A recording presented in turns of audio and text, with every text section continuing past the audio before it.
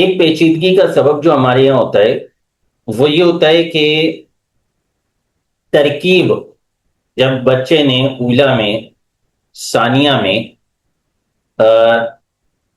سیکھ لیا، صرف و نحو کو کچھ نہ کچھ تھوڑا بہت اس نے سیکھ لیا، اب اس کا امپلیمنٹ کرنا ہے، اب اس کا نفاذ کرنا ہے، ترکیب جس کو ہم کہتے ہیں. تو ہمارے یہاں ترکیب کے لیے بعض اوقات تو قرآن پاک پہ چلے جاتے ہیں.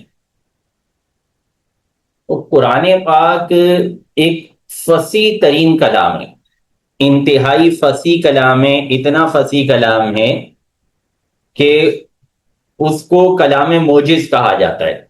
وہ عقلوں کو عاجز کر دیتا ہے، عقلوں کو حیران کر دیتا ہے. قرآن پاک کے ڈائریکٹ ترکیب کرنا انتہائی دشوار کام ہے، انتہائی مشکل کام ہے، وہ نہیں کر سکتے. اگر آپ قرآن وجہ کیا ہے اس کی، شرعیات عامل کو ترکیب کی کتاب کے طور پہ کیوں لے لیا گیا؟ شاید اس کی وجہ یہ ہے کہ علامہ میرٹھی رحمت اللہ تعالی علیہ نے جو شرح میات عامل کی میات عامل کی جو شرح لکھی ہے اس کو انہوں نے ترکیبی انداز میں لکھا ہے، اس کی انہوں نے پوری پوری ترکیبیں کی ہیں. تو وہاں سے یہ رواج پڑا کہ جی یہ ایک ترکیب کی کتاب ہے. حالانکہ ان کا ترکیب کے انداز میں اس کتاب کی تشریح کر دینا، اس کتاب کی تفصیل بیان کر دینا، اس کا ہرگز مطلب یہ نہیں تھا کہ وہ یہ سمجھتے تھے کہ یہ کوئی ترکیب کی کتاب ہے. اس طرح تو پھر بزرگوں نے قرآن پاک کی تفاسیر بھی ایز اے ترکیب کی ہوئی ہیں. کافیہ بھی آپ کو، کافیہ کی بھی ایسی شرح بزرگوں میں مل جاتی ہے جس کو انہوں نے ایز اے ترکیب بیان کیا ہے.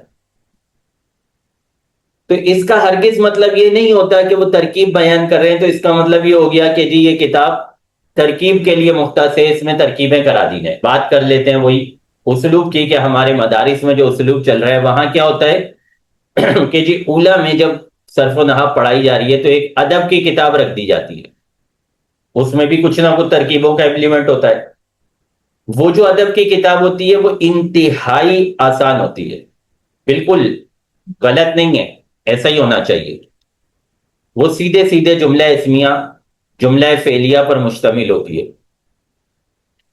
مرکب اضافی، مرکب توصیفی، بہت چھوٹے چھوٹے جملے اس میں دیے گئے ہوتے ہیں.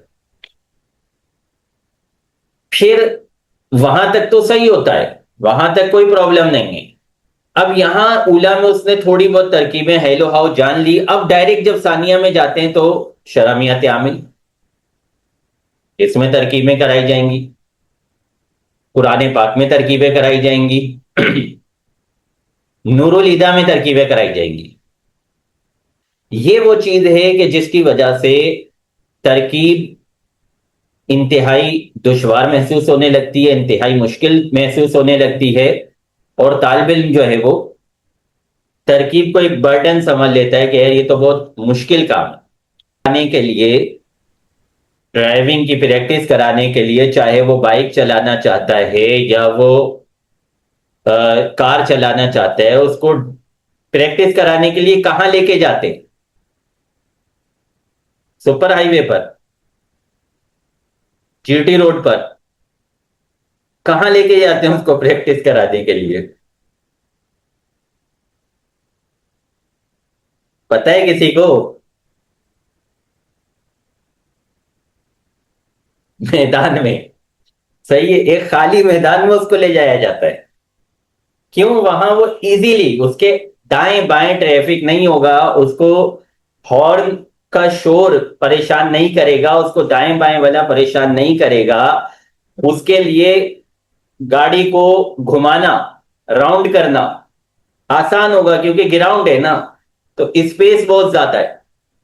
آرام سے گلی کے اندر اس کے لیے گھمانا تھوڑا سا مشکل ہوگا، لیکن وہاں گراؤنڈ میں اس کے لیے اس کو ٹرن کرنا، اس کو ریٹرن لے کر آنا، وہ کافی حد تک آسان ہو جاتا ہے. تو اس کو اسٹارٹ میں جو ہے ہم ایزیلی لے کے چلتے ہیں، اور پھر آہستہ آہستہ ایک وقت آتا ہے جب وہ ہائی وے پر شہر ٹو شہر، سٹی ٹو سٹی ڈرائیونگ شروع کر دیتا ہے. لیکن ایسا نہیں ہوتا کہ آپ نے اسٹارٹ میں ہی اس کو سٹی ٹو سٹی سفر کروا دیا، بولا چلو بھائی تمہیں میں نے بتا دیا اسٹیئرنگ ہے، یہ ہینڈل ہے، یہ بریک ہے، اس کو ایسے کرنا ہے، اس کو ایسے کرنا ہے، بیٹھو گاڑی میں اور مجھے جو ہے لاہور سے کراچی لے جاؤ. پھر ہو سکتا ہے وہ آپ کو کراچی نہ لے کے جائے، کہیں اور ہی لے کے چلا جائے گا، اور آئندہ ہو سکتا ہے وہ پھر ڈرائیونگ کرے بھی نہ. یہی حال ہم بچے کا کرتے کہ ہم نے اس کو چھوٹے چھوٹے ٹکڑوں میں چیزیں سمجھائیں، چھوٹی چھوٹی باتیں سمجھائیں، اور ڈائریکٹ اٹھا کے اس کو اتنی ہائی کیلیبر کی کتابوں پر پہنچا دیا ایز اے ترکیب کے کہ وہ بیچارہ افورڈ ہی نہیں کر پا رہا، اور وہ ایسا گھبرایا کہ اب وہ دور حدیث تک بیچارہ پریشان ہی ہے کہ یار یہ ترکیب کیا ہوتی ہے. صحیح ہے. بڑی اسی مشکل طرح آپ کی چیز. انگلش کو لے لیں. انگلش کی گرامر وہ بچہ سیکھ رہا ہوتا ہے، بھلے وہ 7ویں 8ویں کلاس کا آپ طالب علم لے لیں، اس سے اوپر کا لے لیں، آپ کالج لیول کا لے لیں، یونیورسٹی لیول کا لے لیں، انگلش جو ایک لینگویج ہے، اس لینگویج کے جو وہ اصول و قواعد، اس کی جو رموز و اوقاف وہ سیکھ رہا ہوتا ہے، ان اصول و قواعد کی پریکٹس کیا میتھمیٹکس کی کتاب میں کرائی جاتی ہے کہ بیٹا دیکھو آپ نے پڑھا تھا نا فیوچر انڈیفینٹ، یہ دیکھو میتھمیٹکس کی کتاب میں یہاں پہ فیوچر انڈیفینٹ کا تذکرہ ہو رہا ہے، یا اسے سائنس کے سبجیکٹ میں بتایا جاتا ہے کہ بیٹا یہ دیکھیں آپ نے ایکٹیو وائز پیسیو وائز پڑھا تھا نا، یہ دیکھیں اس کی مثالیں یہاں پہ موجود ہیں، یہ ایکٹیو وائز ہے، یہ پیسیو وائز ہے. ایسا ہوتا ہے کہ کالجز میں، یونیورسٹیز میں انگلش کا امپلیمنٹ کرنے کے لیے کیا مطلب سائنس کی کتاب یا میتھمیٹکس کی کتاب یا کسی اور سبجیکٹ کی کتاب کو استعمال کیا جاتا ہے؟ ایسا ہوتا ہے کیا؟ کہ یہ کہاں سے مطلب فلسفہ آیا ہے، کس سے اڈاپٹ کیا ہے، کس نے یہ لا کے ہمارے سر پہ مسلط کیا ہے کہ بھائی ترکیبیں یہاں پہ سکھانی ہے؟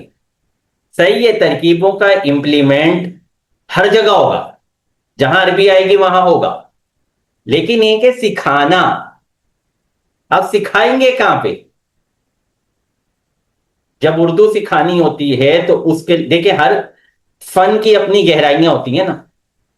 اب اگر آپ سائنس کے اندر اردو کے قواعد سکھانا شروع کر دیں گے تو نتیجہ کیا ہوگا؟ نتیجہ یہ ہوگا کہ سائنس کی جو اپنے قواعد ہیں، اپنے ضوابط ہیں، اس کی جو اپنی بحثیں ہیں، بچہ اس سے رہ جائے گا.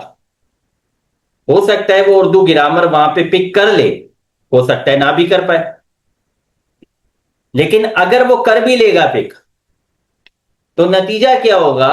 نتیجہ یہ ہوگا کہ جو اس فن کی اپنی ابحاث تھی، جن کو سمجھنا اس فن میں ضروری تھا، وہ اس سے رہ جائے گا. اس کی موٹی سی مثال شرمیات عامل ہے.